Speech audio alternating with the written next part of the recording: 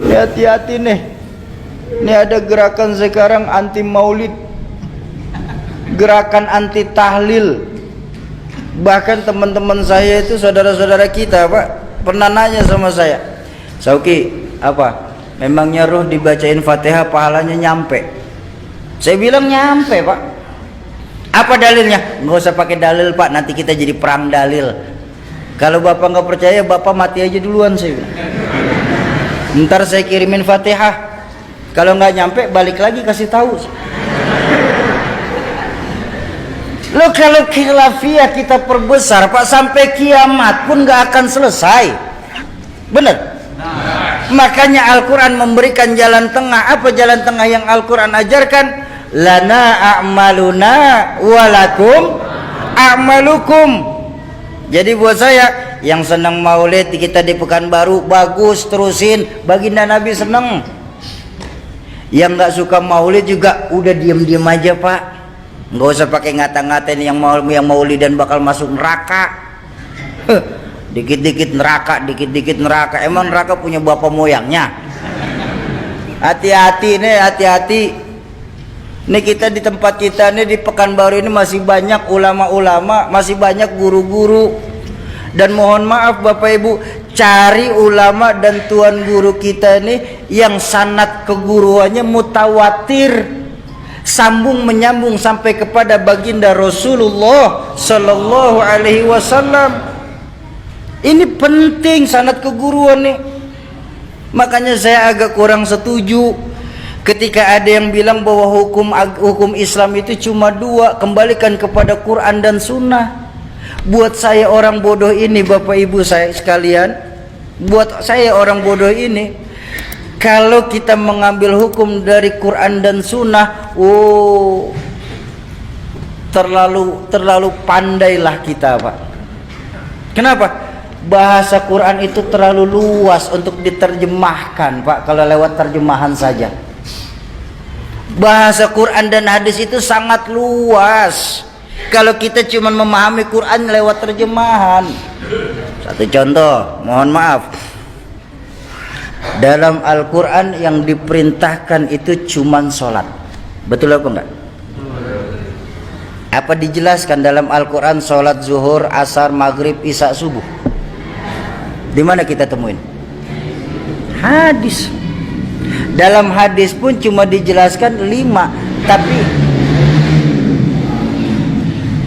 tapi bagaimana mengerjakannya dijelaskan apa enggak?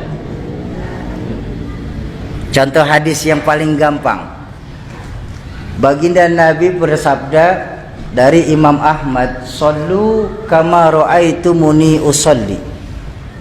Salatlah kamu sebagaimana kamu melihat aku sholat. Ini kalau kita terjemahkan ya. Mohon maaf saya tanya, ada di sini yang pernah ketemu Rasulullah? Ada yang pernah duduk di belakang Rasulullah? Terus bagaimana kita tahu sholatnya Rasulullah? Dari guru-guru kita yang ngajarin kita.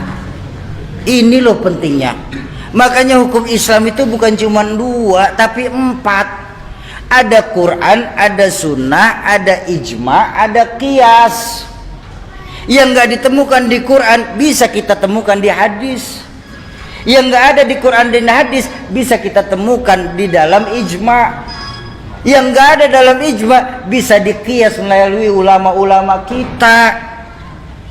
Bayangkan untuk memahami untuk berijtihad satu hukum, ada syarat ijtihad, Pak. Paling tidak dia harus hafal 30 juz, 114 surah, 6230 sekian ayat. Selesai? Belum. Dia harus tahu asbabun nuzul dari ayat tersebut. Selesai? Belum. Dia harus mengkhatamkan minimalnya 3 tafsir Al-Quran yang masyhur, tafsir Jalalain, tafsir Ibnu Katsir maupun tafsir Tabari. Silakan. Selesai? Belum. Dia harus belajar asbabun nuzul. Untuk tahu asbabun nuzul berarti harus belajar hadis. Untuk tahu kedudukan hadis kan harus belajar mustalahul hadis. Untuk tahu mustalahul hadis ya tentu harus belajar asbabul wurud. Untuk tahu asbabul wurud ya harus belajar fikih. Untuk tahu fikih yang ngaji sama ulama-ulama yang ada sekarang. Jangan ngajinya sama Mbah Google.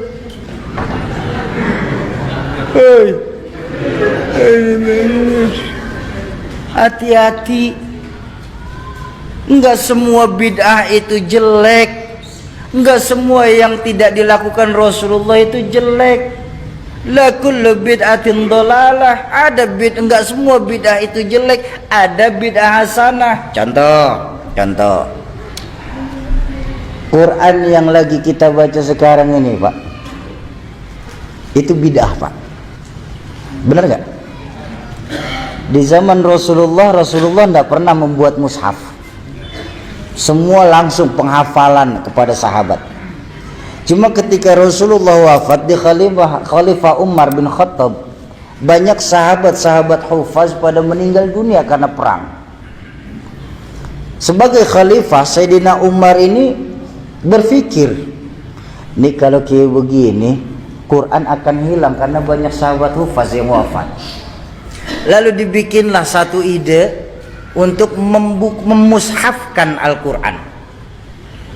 Bahkan Sayyidina Umar sendiri berkata, hadza bid'atul hasanah. Ini sebaik-baiknya bid'ah. Bid'ah tapi masih baik. Jadi tidak semua bid'ah itu jelek, Pak. Kalau memang mengartikan semua bid'ah itu jelek, mohon maaf Bapak Ibu, mohon maaf. Ini muka kita muka bid'ah loh, Pak. Zaman Nabi nggak ada potongan kayak kita, Pak. Bid'ah tuh operasi plastik. Handphone yang Bapak Ibu pegang itu bid'ah tuh. Nabi nggak pernah pakai handphone kok. Bener? Buang. Ganti kaleng susu, sambungin benang. Ngomong dah tuh, halo. Ayolah kita sesama Islam nih, kita saling asuh. Jangan sama-sama kita malah saling gasak, gesek, gosok. Sudah waktunya kita nih sekarang meluruskan saf, merapatkan barisan. Musuh kita sekarang sudah jelas, Pak. Apa musuh yang paling nyata? Sekularisme dan liberalisme. Jadi selama mereka bersyahadat Tuhannya Allah, Nabinya Muhammad, merekalah saudara kita. Setuju? Jangan suka kita mengkafir-kafirkan. Ingat dakwah baginda Nabi itu mengislamkan orang kafir.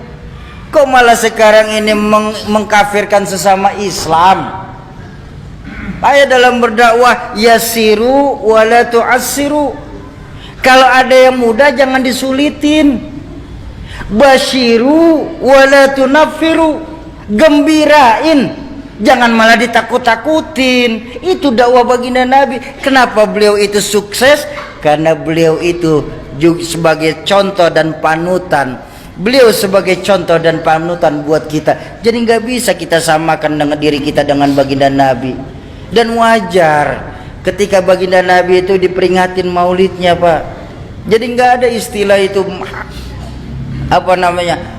melakukan maulid itu bid'ah. Apa bid'ahnya? Oh, kita tambah kenal sama baginda Nabi. Ayo, bagaimana kita bisa tahu sejarah baginda Nabi kalau bukan lewat pembacaan sejarah baginda Nabi? Benar? Tuh Nabi Muhammad seorang manusia biasa, Soki. Ulama nggak ada yang maksum, Soki. Yang maksum cuma Rasulullah. Iya, saya setuju. Tapi kan ada sebuah makalah yang mengajarkan kita, laula murabbi ma araftu rabbi. Kalau saja tidak karena guru-guru kita ini, maka niscaya ditampan tidak akan kenal siapa Tuhan kita. Pertanyaan saya simpel, Bang.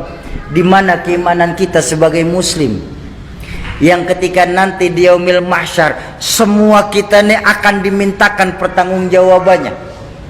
Sudah termaktub dalam surah Yasin, al-yauma nakhtimu ala afwahihim wa tukallimuna aydihim wa tashhadu arjuluhum bima kanu.